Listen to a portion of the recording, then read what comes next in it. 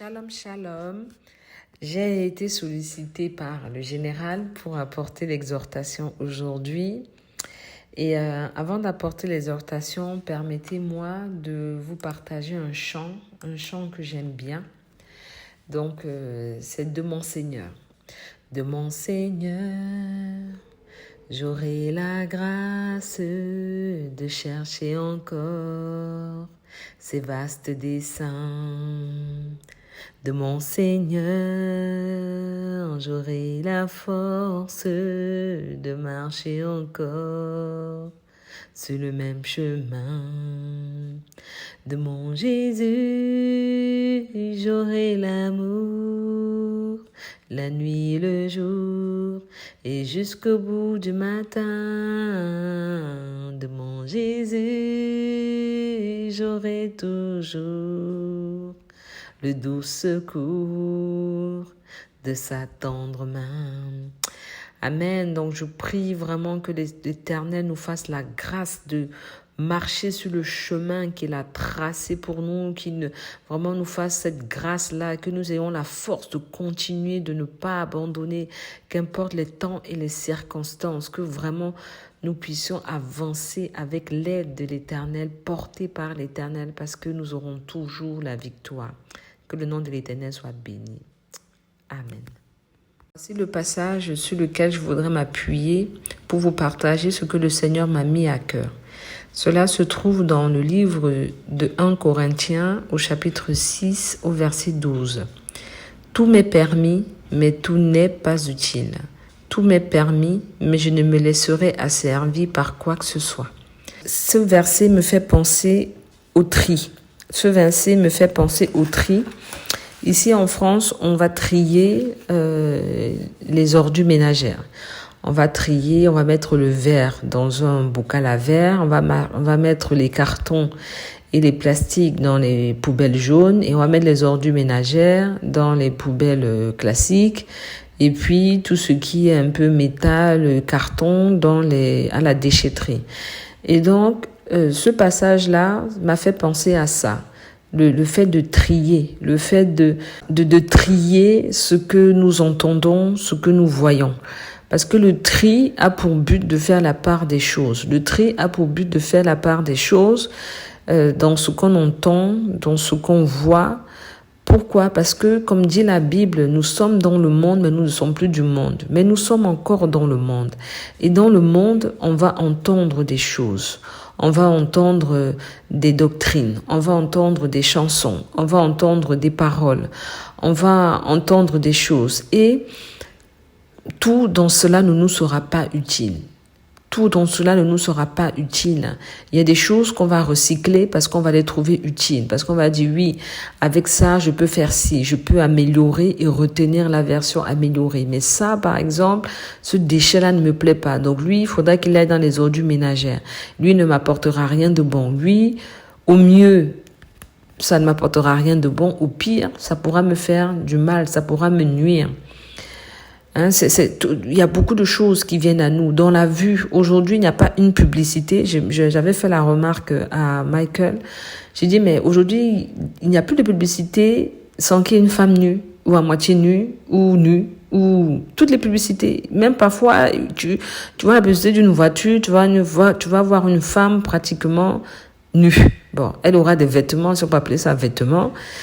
Mais voilà, il y a tellement de choses. Vous allez voir les panneaux publicitaires, ce qu'on regarde, la convoitise des yeux. Il y a les yeux, c'est un photographe terrible, les yeux. C'est un photographe terrible. C'est une porte d'entrée dans notre âme. On dit que les yeux, c'est le reflet de notre âme, mais c'est également le moyen, je vais dire, l'un des moyens principaux pour que notre âme soit impactée. Elle sera impactée par ce qu'on voit. Et donc, on peut voir tout. Tout nous est permis, on peut tout voir. On peut voir la voiture de notre frère convoitée. On peut voir que notre frère réussit dans ses entreprises et convoité. Mais est-ce que tout nous est utile? Non, tout ne nous sera pas utile. Il faudra qu'on fasse le tri.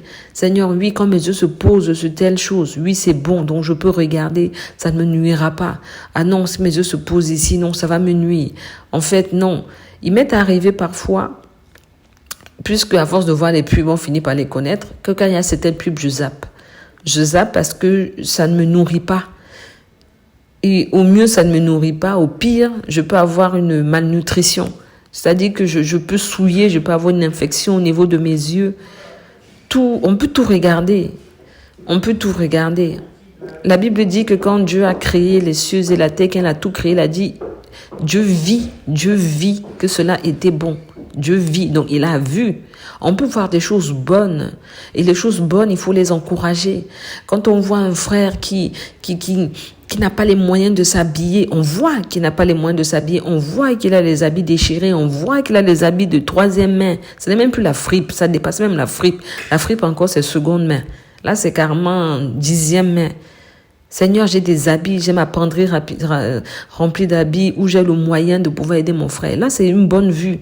Tu vas utiliser ta vue pour aller aider ton frère à s'habiller. Quand tu vois que ton frère a du mal à manger, il mange les pâtes tous les jours du 1er janvier au 31 décembre et que tu as les moyens de lui acheter des légumes ou de cuisiner pour lui ou de l'amener au restaurant si c'est ouvert. Ouais, petite note d'humour. Tu vois que cela est bon. Mais quand tu vois que ton frère a le dernier téléphone, dernier cri, et que ça te pince le cœur parce qu'il a le téléphone dernier cri, et que toi tu as le téléphone avant dernier cri, et que tu convois son téléphone, et que ton objectif, c'est il faut que j'ai ce téléphone-là pour montrer à mon frère que je suis arrivé. Non, tout est permis, mais tout ne t'est pas utile. Ça, c'est juste deux sens. Là, j'ai parlé de ce qu'on entend, de ce qu'on voit. Et pour tout ça, et pour que tout ne nous soit pas utile, il faut le discernement. Si on n'a pas de discernement, dans le discernement, communément, on met le doigt sur le nez, on disait du pif. Mais le pif, là, c'est le discernement. Mais pour que ce discernement soit aiguisé, il faut lire la parole de Dieu. Il faut lire la parole de Dieu. Donc vraiment, c'est nous encourager. Le discernement nous permet d'examiner toutes choses. Comme dit le livre de 1 Thessaloniciens au chapitre 5, au verset 12, qui nous encourage. Examiner toutes choses. Il faut examiner, est-ce que ça c'est utile pour moi? Est-ce que ça va me faire grandir?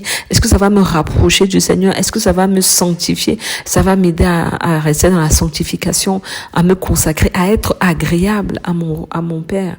Retenez ce qui est bon. Dieu vit que c'était bon. Nous aussi, ayons la vue bonne, ayons l'ouïe bonne, ayons le discernement bon, ayons le cœur bon, ayons tout notre être intérieur bon. Abstenez-vous de toute espèce de mal. Oh là là, le mal a infecté. Le mal peut parfois nous infecter si subtilement, sans s'en rendre compte. Que le Seigneur vraiment nous aide. Que le Seigneur vraiment nous aide au travers de sa lumière, au travers de sa parole, à corriger ce qui ne va pas. À corriger ce qui ne va pas. Vraiment que le Seigneur nous soutienne.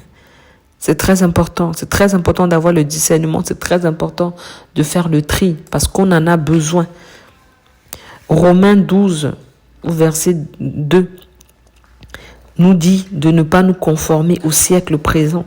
Ça veut dire que ce qui règne dans ce monde, les doctrines qui règnent dans ce monde ne doivent pas être les doctrines, ne doivent pas être les paradigmes sur lesquels nous nous basons pour vivre. Non. Vraiment, la Bible nous dit ne vous conformez pas au siècle présent, mais soyez transformés par le renouvellement de l'intelligence. Et qui peut transformer ça? Ce n'est pas le Seigneur. Afin que vous discerniez quelle est la volonté de Dieu. Amen. Ce qui est bon, agréable et parfait. Vraiment que le Seigneur nous aide. Que le Seigneur nous aide à avoir ce tri, à trier. À trier. Le tri peut aller jusqu'aux amis. Parce que la Bible dit que les mauvaises compagnies corrompent les bonnes mœurs. Tri. Il vaut mieux te séparer d'un ami qui t'entraîne à faire de tout. Oui, tout est permis. Mais il ne te fera certainement pas faire des choses qui te sont utiles. Et finalement, des deux, c'est toi qui tomberas et c'est lui qui t'entraînera dans les travers. C'est lui qui t'entraînera au lieu que ce soit toi qui sois un témoin de la bonne vie, des bonnes mœurs, selon la Bible, des commandements de l'Éternel. Au lieu que ce soit toi qui l'amène vers le haut. C'est lui qui va te tirer vers le bas. Parce que tu veux faire comme les autres, parce que tu veux te conformer au siècle présent. Que le Seigneur nous aide. Que le Seigneur nous aide à ne pas évaluer les autres comme le monde évalue, comme le monde soupèse. Le monde évalue les gens par l'argent. Combien est-ce que tu as dans ton compte en banque? Avec quelle voiture tu roules? Dans quel château tu habites? Comment tu t'habilles? Qu'est-ce que tu portes sur toi? Tout ça là, ce n'est que vanité, nous dit la Bible. Vanité des vanités. Tout cela passera. Tout cela, quand ça va passer par le feu de Dieu pour être éprouvé, il n'y aura rien. Ce sera que de la cendre. Mais par contre, tout ce qu'on aura trié, tout ce à quoi on aura donné vie, parce que c'est bon, parce que ça nous est utile, parce que ça nous aide à garder la foi, parce que ça nous aide à persévérer, ça nous aide à patienter, ça nous aide à grandir, ça nous aide à plaire à Dieu, ça, ce sera consolidé par le feu de l'Éternel. Donc vraiment, mes frères, mes sœurs, mes bien-aimés, je vous encourage. Je remercie le Seigneur de m'avoir fait la grâce d'apporter cette exhortation qui me parle à moi-même.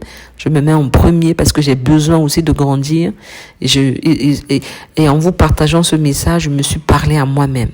Faisons le tri, ayons le discernement et que le Seigneur vous bénisse. Une bonne journée à tous. Bye bye.